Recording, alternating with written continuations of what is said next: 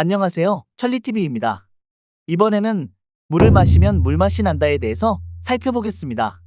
물을 마시면 물맛이 난다라는 말씀은 이 길에서 꽤 유명한 말씀입니다. 저도 어려서부터 많이 들어봤던 말씀입니다. 여러분 모두 알고 계시리라 생각합니다. 그리고 지금 이 시순에 유달 제4호에도 인용되어 교내에서 새롭게 주목받기 시작한 일화이기도 합니다. 하지만 물을 마시면 물맛이 난다에 대해 깊이 생각해 본 적은 별로 없을지 모릅니다. 이것은 어버이 신님께 감사를 해야 한다라고 바로 알아차릴 수 있기 때문입니다. 그런데 이 한 문장을 분석하며 그 속에 담겨진 의미를 느껴본다면 의외로 깊이 깨달을 점이 보입니다.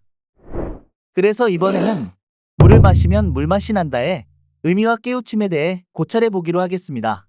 이번 영상은 물을 마시면 물맛이 난다는 말씀의 의미에 대해 알게 됩니다. 또 왜 물이었는지, 왜 지금의 유달에 인용되었는지, 어떻게 연재활동에 이어갈지 등 깊이 파고 들어가 보겠습니다. 꼭 마지막까지 시청 부탁드립니다.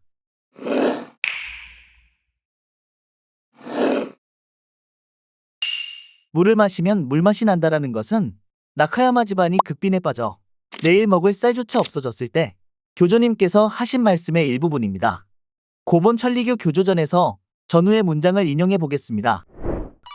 세상에는 머리맡에 먹을 것을 산더미처럼 쌓아놓고도 먹으려야 먹을 수 없고 물 한 모금 넘기지 못해 괴로워하는 사람도 있다.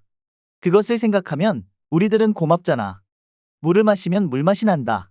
어버이 신님께서 고맙게 보살펴주고 계시는 거야. 전후의 문장을 읽게 되면 알기가 쉽습니다. 어버이 신님의 수호에 감사함을 재확인할 수 있는 일화입니다. 그럼 구체적으로 어떤 수호가 있을까요? 여기에서는 세 가지 수호를 확인할 수 있습니다.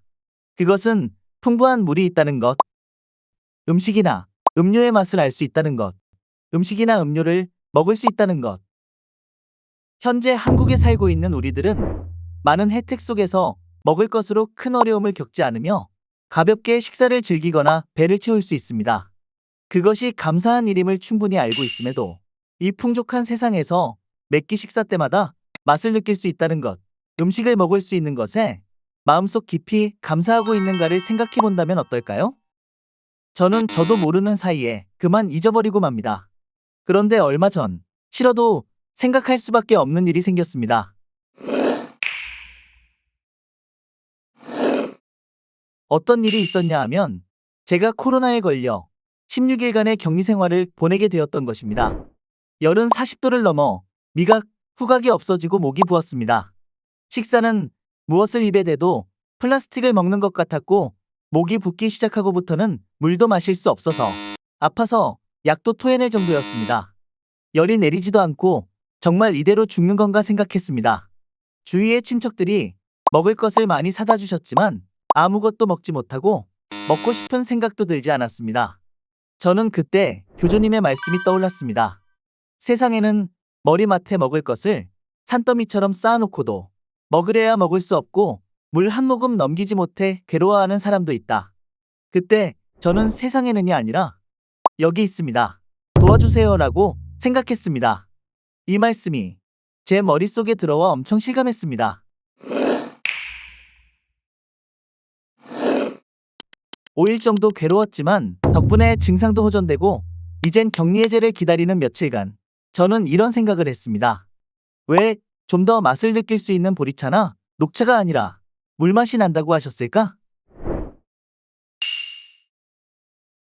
맛있는 물이나 맛없는 물도 있듯이 물에도 맛이 있기는 하지만 거의 맛도 냄새도 없죠. 그보다 맛을 느끼기 어렵다는 말이 정확할 것 같네요. 교조님께서 굳이 물의 맛이라고 말씀하신 것은 느끼기 어려운 수호를 상징한 것일지도 모른다는 생각이 들었습니다. 일상생활에서도 의식하지 않으면 그냥 지나치게 되는 어버이 신님의 수호가 많이 있습니다. 이 일화편에서 맛을 느낄 수 있는 것과 먹을 수 있다는 것에 그치지 않고 평소 느끼기 어려웠던 많은 수호에도 감사해하며 지내야겠다고 깨달음을 넓혀갈 수도 있습니다. 유달 안에도 어떠한 가운데서도 어버이 신님의 크나큰 수호에 감사드리며 지낼 것을 가르치셨다 라고 일러주셨습니다. 여기에서도 물의 맛에 한정된 것이 아닌 것을 잘 알 수 있습니다. 저는 코로나에 걸려 이 말씀을 떠올렸습니다만 항상 마음에 두어야 할 말씀이라고 생각했습니다. 그럼 다음으로 이 연재 활동에 어떻게 실천해 나가야 할지에 대해 말씀드리겠습니다. 앞에서 말씀드렸듯이 어떠한 가운데서도 어버이 신님의 크나큰 수호에 감사드리며 지낼 것 이라는 유달의 한 구절은 진정으로 구제받는 길로 이어지고 있습니다. 진정으로 구제받는다는 것은 어려움 속에서도 마음을 바꿔 상황이 바뀌지 않아도 즐거워할 수 있는 것이라고 가르쳐 주셨습니다. 이렇게 보면 거의 같은 이야기라는 것을 알 수 있습니다. 즉, 이 일화는 진정으로 구제받을 수 있는 길에 대해 가르쳐 주고 있는 것입니다. 이미 넘치는 행복, 그걸 깨닫는 마음을 키우는 길은 이 천리의 가르침, 즉 진정으로 구제받는 길이라는 것입니다. 진주님께서 코로나 상황 속에서 연재 활동에 딱 맞는 일화를 유달에 넣어주셨습니다. 이 일화는 코로나로 괴로워하는 분들의 구제의 힌트가 되기 때문입니다. 유달의 후반부에는 앓고 있는 사람에게 진정으로 구제받을 수 있는 길이 있음을 전하자 코로나에 걸린 분께 수호는 전할 수 없지만 문자나 카톡을 보낼 수는 있습니다.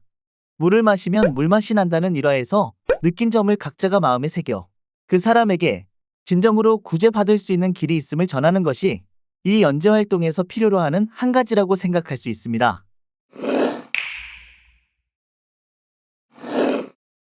그럼 간단히 정리해 보겠습니다.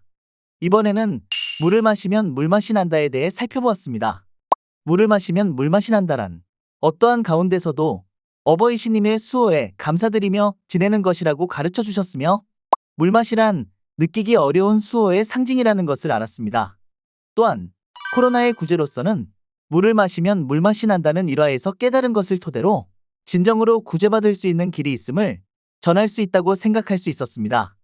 유달 제4호에서는 물을 마시면 물맛이 난다, 마디에서 싹이 튼다, 남 구제하면 제 몸 구제받는다에 세 가지 말씀을 인용하셨습니다.